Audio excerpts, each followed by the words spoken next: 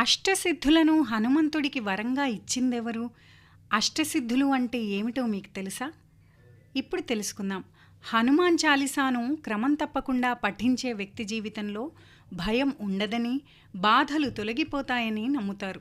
ఈ విషయం గోస్వామి తులసీదాస్ రచించిన హనుమాన్ చాలీసాలో చెప్పబడింది. అష్టసిద్ధి నవనిధికే దాత అసవర దీన్హ జానకీమాత అనే ద్విపదలో చెప్పబడిన ఈ సిద్ధులు చాలా అద్భుతమైన శక్తులు. ఈ 8 సిద్ధులు హనుమాన్జీకి వరంలా ఇవ్వబడ్డాయి. హిందువులు పూజించే దేవీదేవతలలో హనుమంతుడికి మాత్రమే అష్టసిద్ధి యోగాలున్నాయి. ఆయన్ని నవనిధిదాతగా పిలుస్తాం. అంటే హనుమంతుడు మొత్తం అష్టసిద్ధి నవనిధిని పొందాడు. ప్రాచీన కాలం నుండి హిందూ మతంలో సిద్ధులకు, దైవిక జ్ఞానానికి విశేష ప్రాధాన్యత ఇవ్వబడింది. సిద్ధి అనే పదానికి పరిపూర్ణతను సాధించడం అని అర్థం. అయితే హనుమంతుడు ఈ అష్టసిద్ధులను వరంగా ఎవరి నుండి పొందాడో తెలుసా? శ్రీరాముడి భక్తుడైన హనుమంతుడు జానకీదేవిచే అష్టసిద్ధి నవనిధులను వరంగా పొందాడు. ఈ సిద్ధులను నిర్వహించగల శక్తి హనుమంతుడికి మాత్రమే ఉందని చెబుతారు. ప్రపంచంలో అత్యంత విలువైన వస్తువులు ఈ 9 సంపదలు పొందిన తర్వాత ఎలాంటి ధనం, ఆస్తి అవసరం ఉండదనే విశ్వాసం. హనుమంతునికి 8 రకాల విజయాలున్నాయి.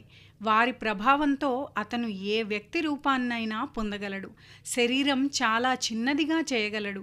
అదే సమయంలో శరీరాన్ని కొండలా చాలా భారీగా పెంచనూగలడు. తన బుద్ధి బలంతో క్షణాల్లో ఎక్కడికైనా చేరుకోగలడు. వీటినే అష్టసిద్ధులు అని అంటారు. హనుమంతుడు వరంగా పొందిన అష్టసిద్ధులు ఏంటంటే అణిమ, మహిమ, గరిమ, లఘిమ, ప్రాప్తి, ప్రాకామ్య, ఈసిత్వ, వసిత్వ సిద్ధులు. అణిమా సిద్ధి అంటే ఈ సిద్ధి కారణంగా హనుమంతుడు తన శరీరాన్ని ఎప్పుడైనా చిన్నదిగా అంటే చాలా సూక్ష్మమైన రూపాన్ని తను ధరించగలడు.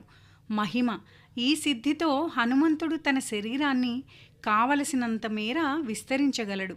భారీ రూపాన్ని పొందగలడు. గరిమ ఈ సిద్ధితో హనుమ తన బరువుని పెంచుకోగలడు. ఎవరు తనని ఎత్తని విధంగా బరువును భారీ పర్వతంలా మార్చుకోగలడు. లఘిమ ఈ సిద్ధిశక్తితో గరిమకు వ్యతిరేకం. హనుమంతుడు తన శరీర బరువుని పూర్తిగా తగ్గించుకోగలడు. క్షణంలో ఎక్కడికైనా వెళ్ళగలడు. ప్రాప్తి ఈ సిద్ధి ద్వారా ఏమి కావాలనుకున్నా క్షణాల్లో శూన్యం నుంచి కూడా సృజించుకోగలరు. ప్రాకామ్య ఈ సిద్ధి సహాయంతో హనుమంతుడు భూమి లోతు నుండి పాతాళానికి